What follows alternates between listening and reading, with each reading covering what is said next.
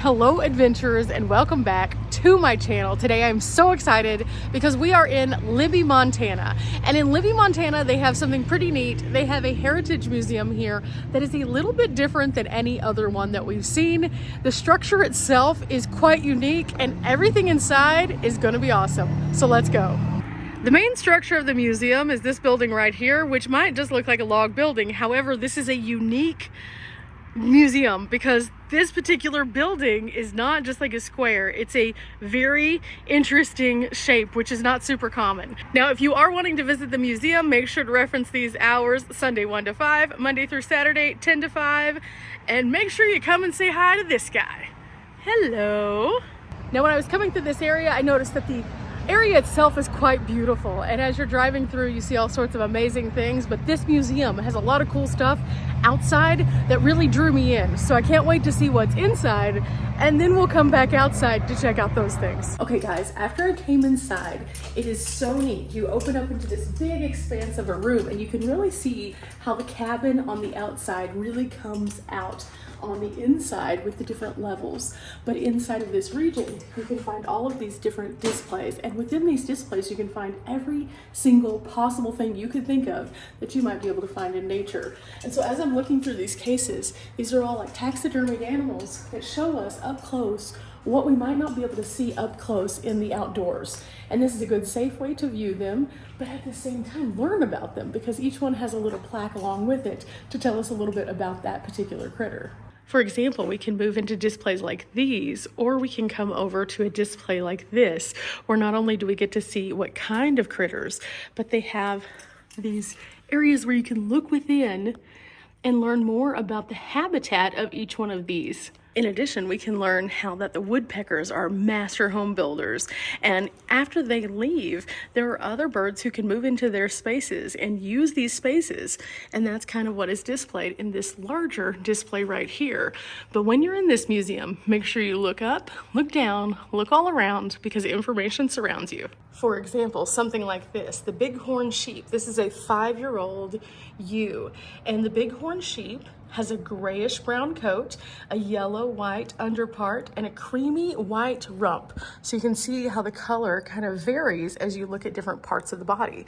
Now, when we were in Glacier, we saw an entire herd of these, but being able to see them up close, you can see the intricacies of how their horns come out, how they have these giant pieces like right up close to their eyes, and how their coat looks almost like a tough coat, and what their feet look like. Now, unlike in the park, whenever you might encounter one of these and it could be having a good or bad day, like for example in Glacier, you get to see just how social these animals really are. Sometimes they just emerge into a crowd of people. Sometimes that's good, sometimes that is not so great. While I have been in the Montana area, I got to see online that they had a little bit of a fisticuff between two bighorn sheep in the parking lot of the very past that I was at.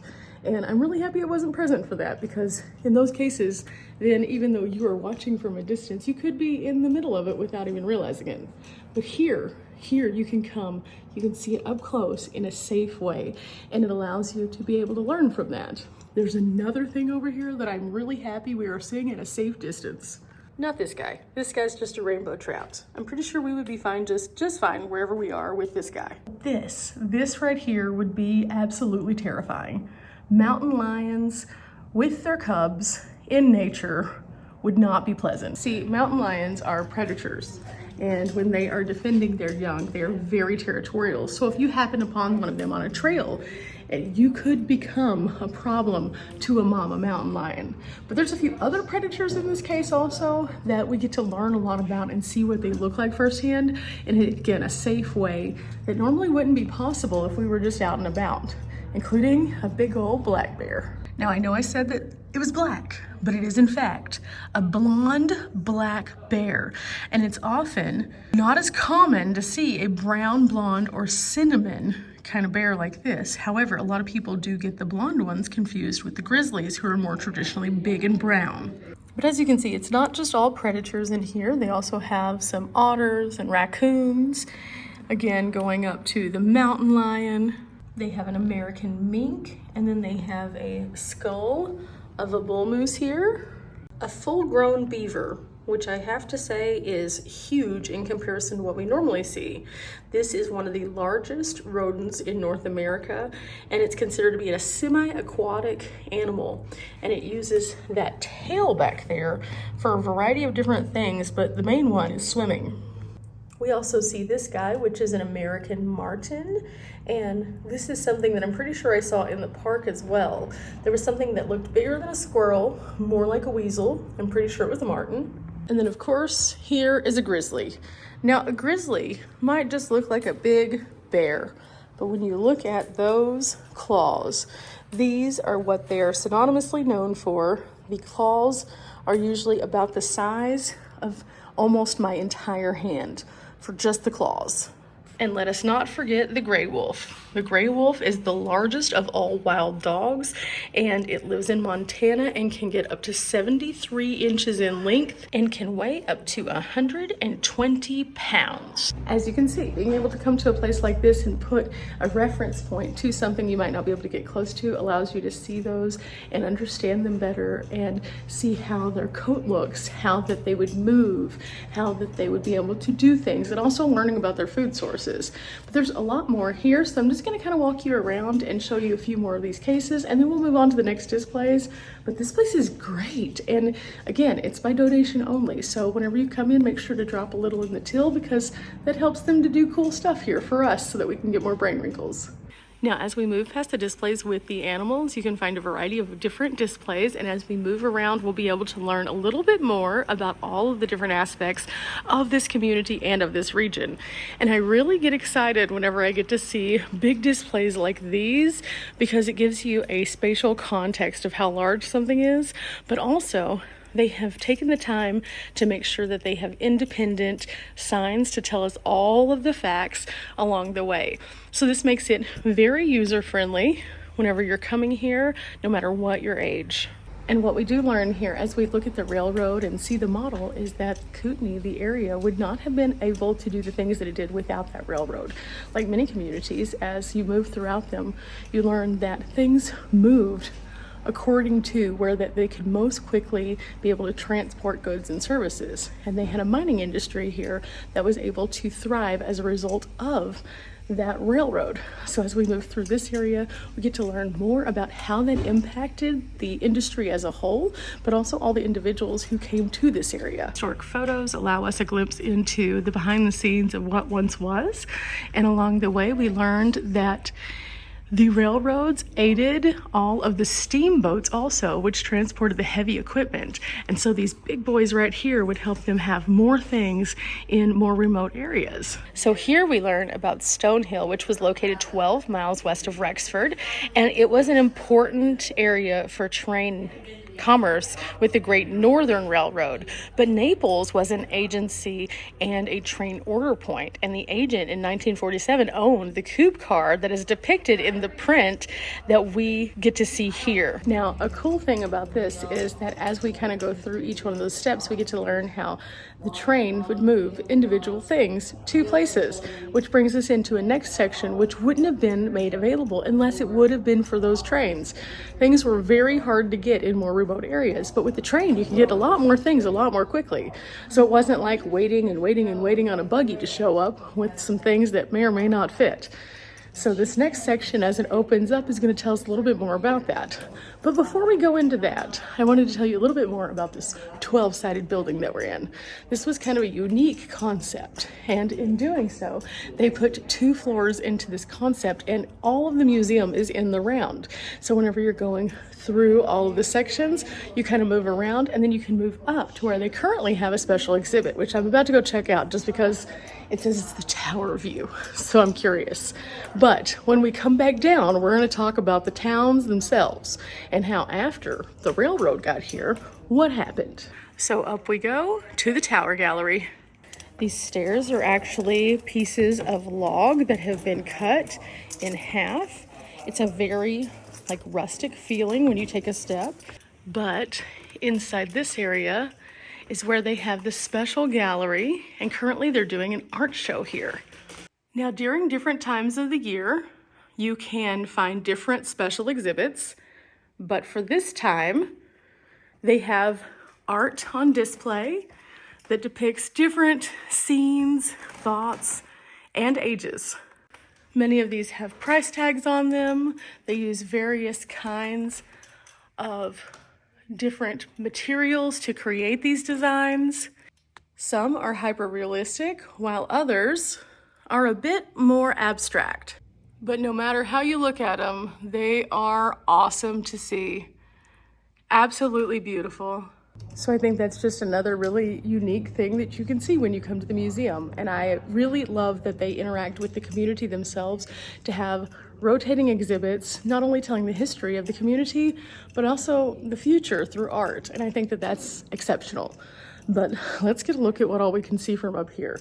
I see a fire department. I think I see a CCC camp. Wow, this is gonna be fun. Looks like there is a house of some kind, or at least a sleeping quarters, a few other unique things in this direction. So we better get down the stairs and get to work seeing all of these cool things. I think this is a great direction to start in right here, and we are going toward that CCC tent. But along the way, it looks like we have some art. Again, referencing that we just got to see the amazing art upstairs. This is a different exhibit.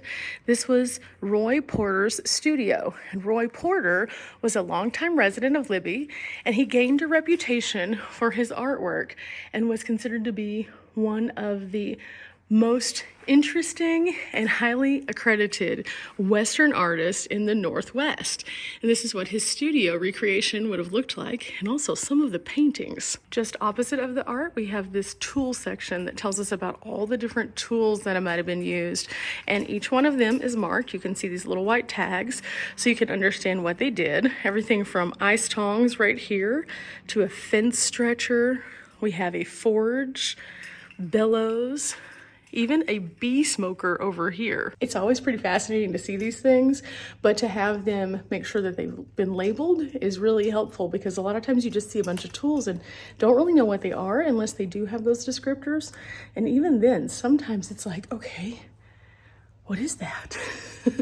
But it's pretty fascinating to see how things looked, and then how some of these things are still used today, like the different kinds of axes. And in some cases, many of the forges are still very similar to what they use in the industrial forges, just on a much smaller scale.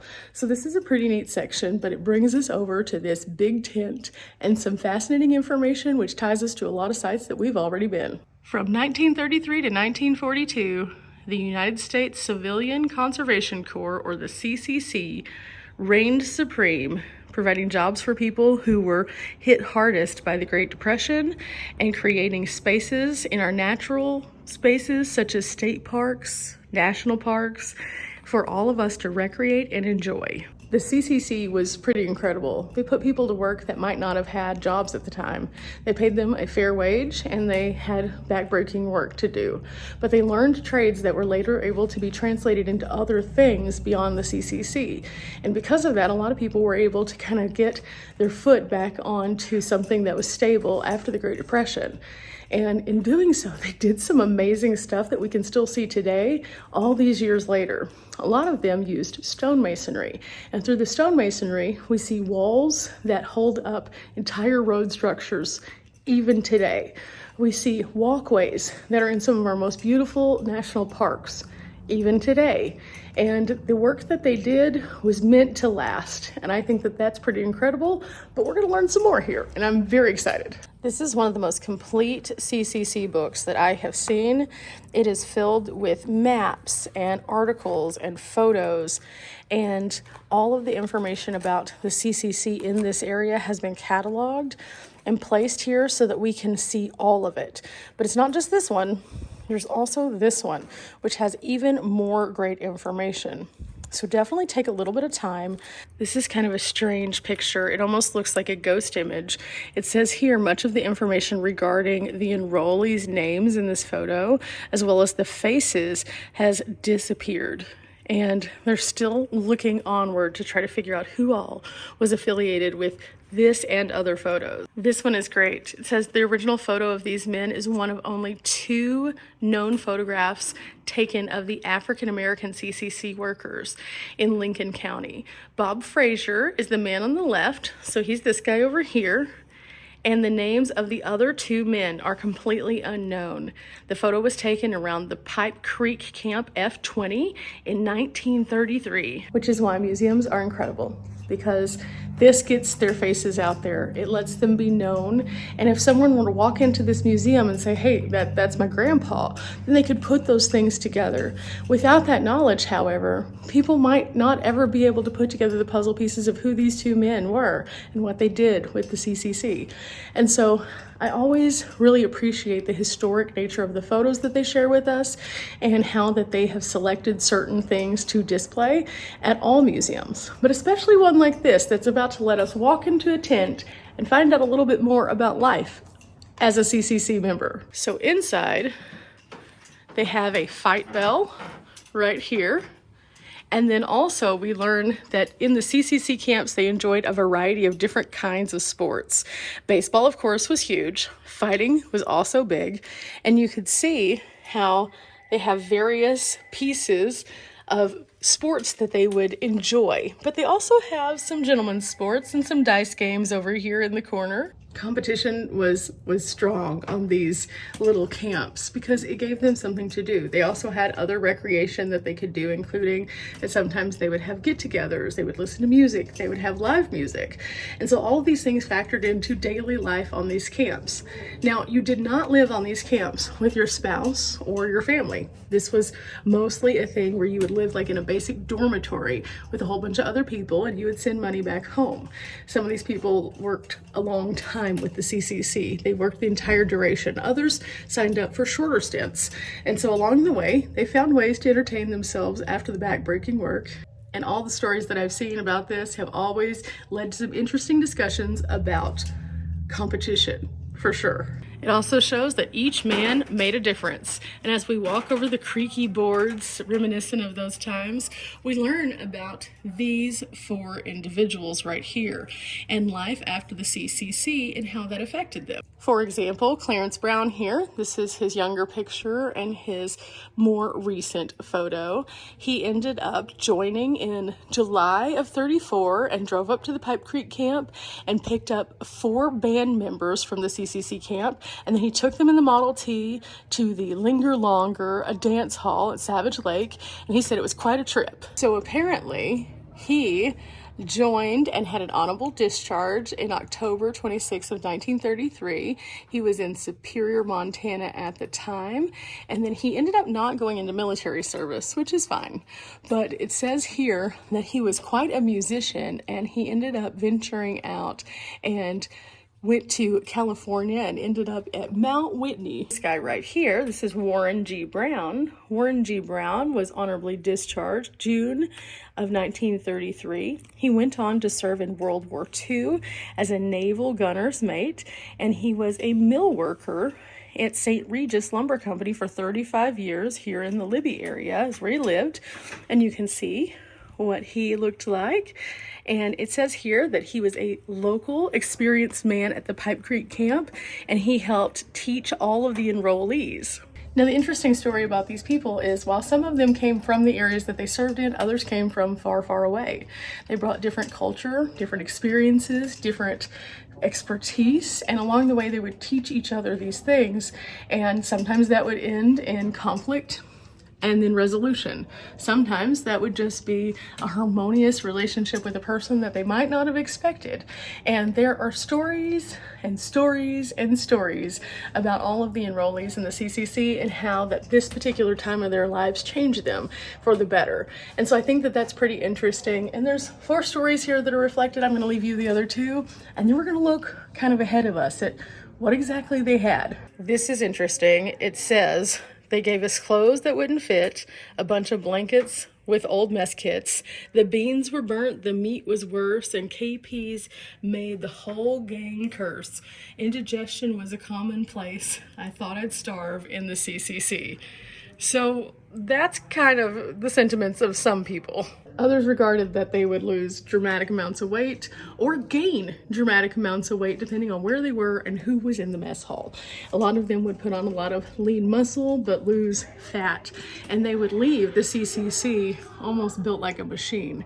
And I think that that's pretty fascinating as well. But inside this case, you could kind of see what all that they had. It wasn't a lot. It was bare bones. They didn't bring a whole lot. They didn't have a lot of space. It was mostly about get up, work, do the things, and then recreate when available. But through it all, a lot of good was done. This display goes on over here and talks a little bit more about why Roosevelt created the CCC, and also how people would move to Montana specifically to work in the CCC. And I'm gonna let you guys check this part out because we kind of went over some of these topics, but these historic photos are everything. This is, again, why you come to the museum. There's so many interesting things, and as we move past a schoolroom and move into the fire hall, we start off with a display, and this is Clausen. It's a Clausen uniform. There is an article right next to that, and this is the story of Corey Clausen. He actually passed away, and it looks as though he was battling a fire, and Corey Clausen was atop a log deck with the fire hose shortly before he was struck by the shifting logs. And so they have a memorial here not only to him, but to others who have served with the Libby Volunteer Fire Department. We all know that the work of a fireman is very hard. They put themselves in harm's way to save others or to stop really terrible things from happening to the environment around us. And in doing so, sometimes it does end in tragedy. But this celebration of Mr. Clausen back here is just a way for the community to forever honor this man.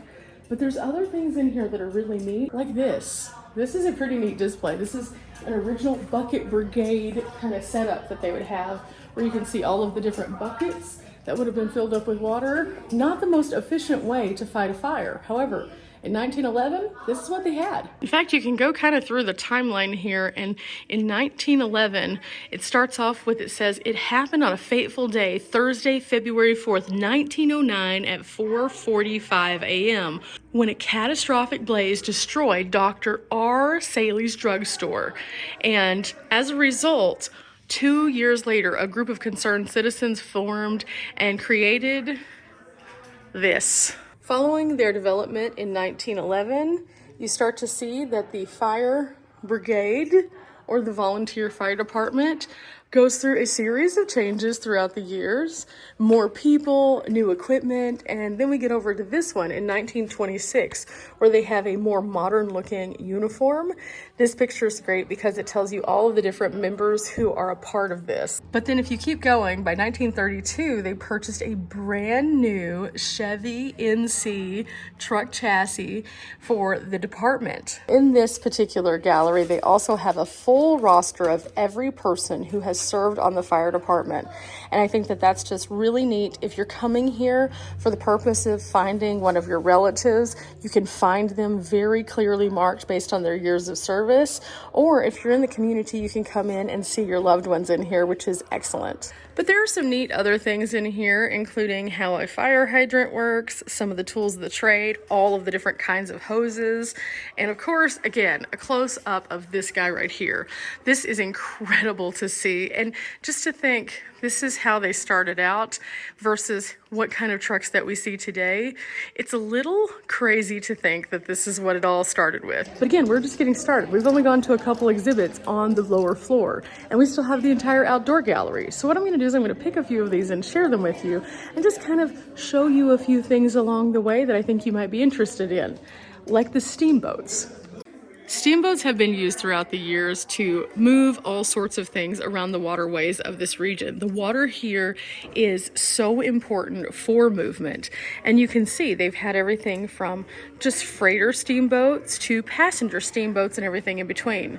There are tons of great historic photos in this display that again help us to kind of get a better context as to how the steamboats and the railroads would work together. You can also learn about the ferries while you're here. In fact, this particular wheel was used in a ferry boat, and it came from a builder, Jack Young, and he ran this particular ferry that it was attached to daily and took passengers and livestock as well as vehicles across the frozen over waters from 6 until 8 o'clock almost every day. This thing ran from 1950 to 1956. Can you imagine the stories they have to tell of how many people that man transported in that single ferry?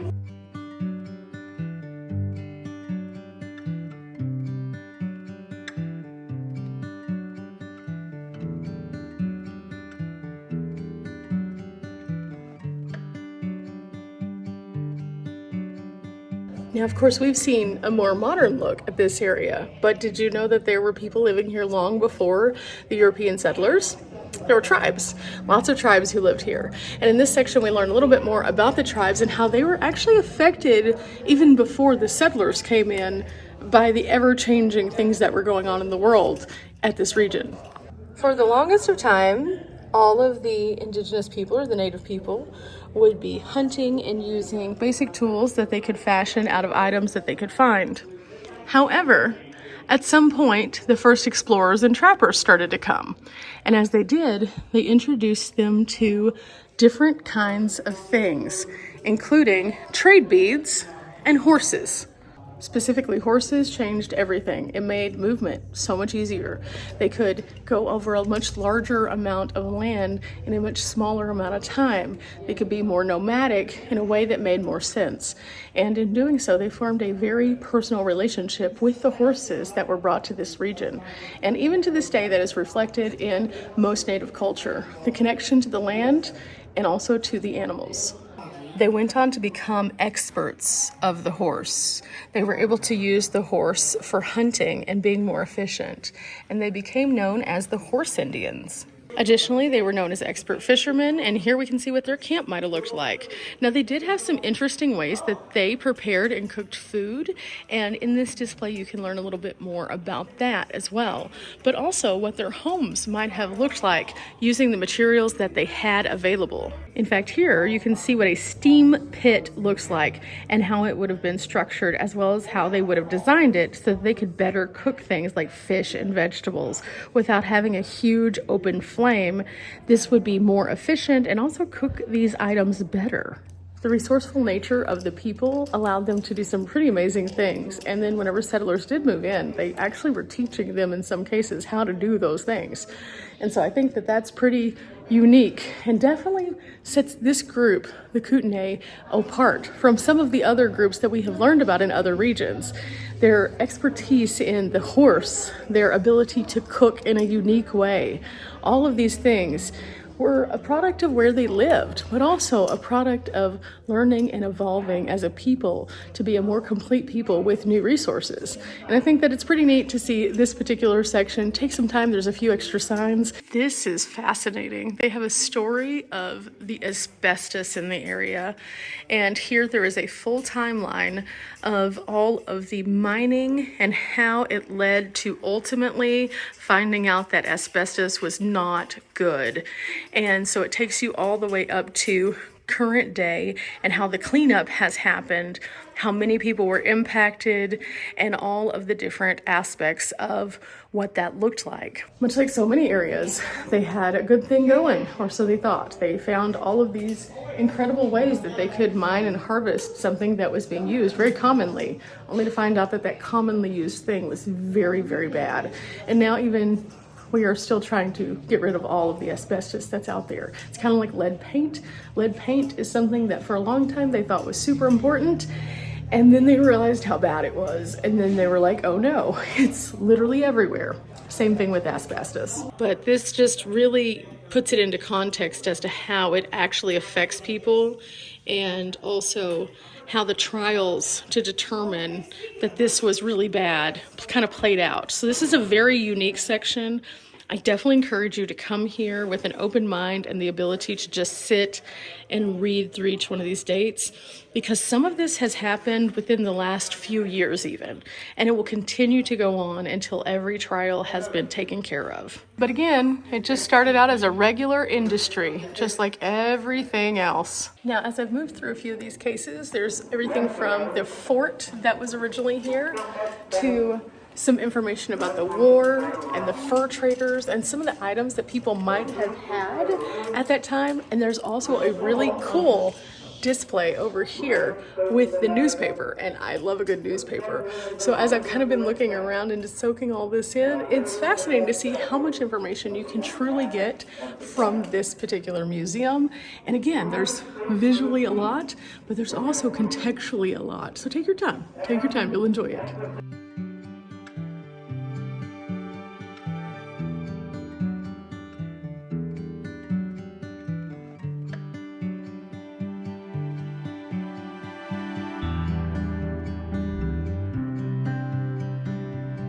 This display really catches my attention because it's about photography, and it shows you how they used to take photos versus how we take photos now.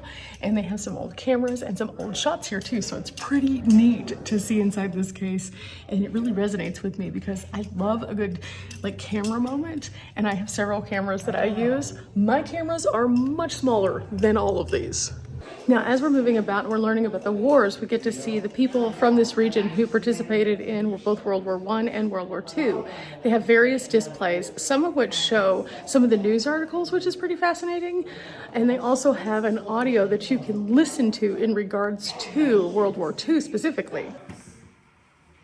Yesterday, December 7th, 1941, a date which will live. The other nice thing about this is that they also have what he is saying on a card. So as you are watching it, you can see what is being said as well as listen to it. So it really gives you a couple different learning styles that you can absorb that with, because that was such a big deal. It was such a pivotal moment. And again, lots of great stuff in each one of these cubes. We have a little bit more to go ahead, and I think that we're going to see a little bit more of American enterprise in the Libby area just this way. American enterprise. Now here we're going to find a variety of different items that are more commonly known for tourism, such as matchbooks, and they also have a lot of ashtrays, business cards, and just different things, but there's some historic photos inside here too. Now these are more of like the giveaway kind of items that you would find, and you could see how those would have been used throughout time. There's some other interesting things with some of the advertising that's going on along the Bicentennial Highway here. And this is one of the more interesting stops that I've made, buttons throughout the ages. They have each one of these is a different category of kind, and then it also tells you a little bit more about what qualifies it to fit into that. For example, celluloid down here, it's right there. Celluloid was the first synthetic plastic. It was popular from the 1870s to the 1940s. But they also have something called China glass, and these China glass buttons have painted designs on milk glass, and they were decorative buttons. And milk glass is named because of its milky appearance. And these are just fascinating.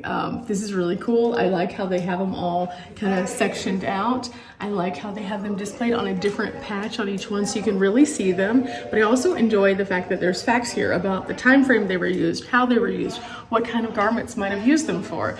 And so this one is it's just really cool. I really like this. Additionally, they have some of the toys from the earlier years, including roller skates and marbles and dolls and blocks, and each one of these again has the date for which they were most popular. There's paper dolls, there are these jacks down here, and some of these might look super familiar for you if you had grown up in one of the time frames that was featured here. That's pretty neat. Another really neat collection asks us to question what are trademarks. And on the back of many of these pieces of fine china and porcelain, there are trademarks. And these indicated the company and specific line for which they were from. And in some cases, they also tell you when they were produced. So with each piece that you're seeing, you see the item itself, and then you have a photo of the trademark also. So below are the dishes, and on top are the trademark stamps for the dishes that you would find on the back. This is a great way for us to be able to see these without having to have like a rotating exhibit, but also to talk more about the process of developing fine china. Now, why is it called china? because some of it comes from like Europe. Well, it was originally developed in China about 2,000 years ago, and then it slowly made its way across to other countries who liked the idea and creating their own version of that. So we will always call this fine China because it is originating from China. Now there are 3 categories: hard paste, soft paste, and bone china. All of those have different features, and based on how they are created, they fall into one of those 3 categories. But here you can kind of get a look at all of them and see just how intricate the designs are and also how much beauty can be found in each piece. And I think that that's pretty incredible. So each one of the interesting collections that they have here, and then in front of us have told the story about different times and the creation of those things. And even though this is a smaller museum, there are mighty big stories inside. Hi-ho timber! We're going into the timber area. And before we do, we learn all about chainsaws. There are a few chainsaws on display here, but even more tools inside, and we're going to be able to see how each of those was used, what they're called, and then also see all of these amazing historic photos from the timber industry. Despite the fact that gold brought the first people to this area, the trees is what kept them here. It mentions that at least 1/3 of the entire population of this area is employed somehow currently in the timber industry, and it has been one of the thriving and surviving parts of this part of Montana. Without the timber industry, we wouldn't be able to have a lot of different things. There are tree farms around, there are areas where they transport things, there are places where they make things, and everything in between. And this all started because of the gold. Believe it or not, they had to have timber for the mines. So they needed somebody to cut down some of the trees. And in doing so, it created this entire industry in this area that at the time was just a secondary thought, but became the main focus whenever gold went bye-bye. We learn about buckling, felling, skidding, and then also landing, loading, and hauling, and how that they do each of these steps through these photos. They use crosscut saws and axes, wedges, peavies, cant hooks, and trail dogs, and these are all common things in these photos that you can also find down here in this display. Steam became a major thing. In fact, the loggers used the steam power to do things faster and more efficient. And because of that, they were able to get things to the mill even more quickly. At first, they started out using horses, but the horses had limitations because they are physical animals and can only do so much. The steam seemed to go on forever. And as you see in photos like this one, you can see how they would use that steam on a rail to push it up. And then you can see over here in this corner, a bit of a better picture of what that process looked like. Now, the absolute first mill in this area was somewhere between 1891 and 1892. So they've been doing timber out of these parts for quite some time. And what they do at that mill is they take the raw wood and they turn it into usable products. Now, usable product can look a lot different depending on what they're trying to mill out. However, there are some photos here that show you what that process looks like. This is a photo from 1925 of what all of that milled timber would look like. And it is followed up by this one from 1928 of them having stacks upon stacks of workable, usable wood. Now, throughout time, mills have taken on a lot of different names. They've had different investors, and things have changed from place to place to place in this area. And because of that, there's been up and down in the industry over and over and over. But for the most part, this has been a constant source of income for a lot of people in this area, whether they're the big guys on the big wig chain or if they're the smaller guy who just has a regular job. But this is a huge industry for this region. I really like these displays where they have carvings instead of just photos. It really makes it a lot better because it's just really nice to see it carved into wood when it's talking about the mining industry. These are all the old logging vehicles right here that they've used. Then we have this guy. This guy stands up to my shoulders, so like this is shoulder height right here. Okay, maybe I underestimated it. It's like head height. But this has a timeline of the most substantial things that have happened in this area, and it goes all the way out to 1992 when this tree was actually cut down. They estimate that this big boy started out in 1651, and along the way it grew and it grew and it grew until we get to times up here which are a little bit more close together. For example, the first train arrived in 1892, and it was followed up by the incorporation of Libby Lumber Company in 1911. And from there, time just went on until finally this tree was cut down. Each particular line on a tree indicates a growth year, and in doing so it allows us to count backwards and see approximately when a tree was born, so to speak. And so it's pretty interesting to see that they have such a large tree that we can kind of see the history of a town completely unfold before our eyes. And I think that's a great way to kind of lead us into this next section, which looks very menacing. Put on your hard hats, we're going inside.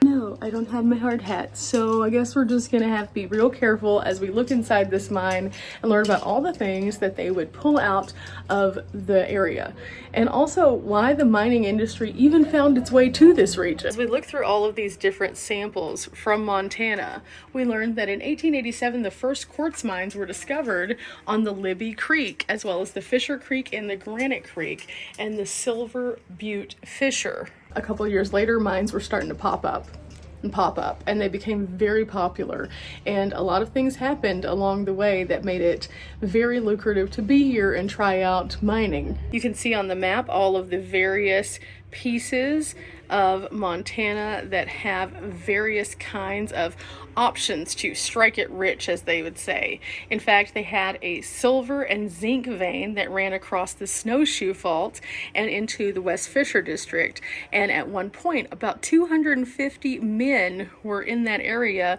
looking for something along that area, trying to strike it rich. Mining was tough. It was hard. There was nothing positive about it. It was most of the time dark, dingy. Sometimes the air quality was really poor, and in this time they weren't doing it with all the modern amenities that we have now. Instead, they were doing it with things like this. You had something like this, and then if you were lucky, you ended up with something like this. But as we move out, we get to see more tools of the trade. Big, huge buckets like these would be on rails that would be filled up and then shot out to an area where then they would go through and sort what it is that they had found before it was taken off and cleared as a good thing or a bad thing. Now, mining has changed a lot, obviously. Most of this is now done by machine and it is not done by hand, but at the time they were doing it with limited light in very close quarters. And usually they were paid by the amount that they were able to pull out that was actually good material as opposed to bad material. And so miners were very diligently working, trying to find the right things with limited resources. Miners chose to try to strike it rich by finding gold in them there hills using gold panning techniques. And in 1864, about 1,000 men were each panning $20 to $30 per day using just very meager resources. And this was in the Wild Horse Creek area. Now, at some point, they realized there was a town that was standing in their way of fame and fortune. In fact, the town of Fisherville was discovered to be on a vein. And when they discovered this, they basically dismantled the town because the gold was more important than the buildings, which could be moved or reconstructed somewhere else. And so, interesting stories from gold mining. Again, it was super hard work, primitive tools, heavy things like this, carrying rock in buckets, would have been a labor-filled day of aches and pains using only these few items. So that brings us full circle to the beginning once again, where we learned about the train. You can see now why it kind of goes in a circle, because it tells the whole story of the community, from the things that brought people here to the industries that keep them here today, and how important the railroad has been over time to servicing this community and also other communities by the things that they've pulled out. And I think it's pretty fascinating. But we're about to go outside. There's more, and I'm so excited to share this with you because there's something I saw from the road that I have no idea what it is.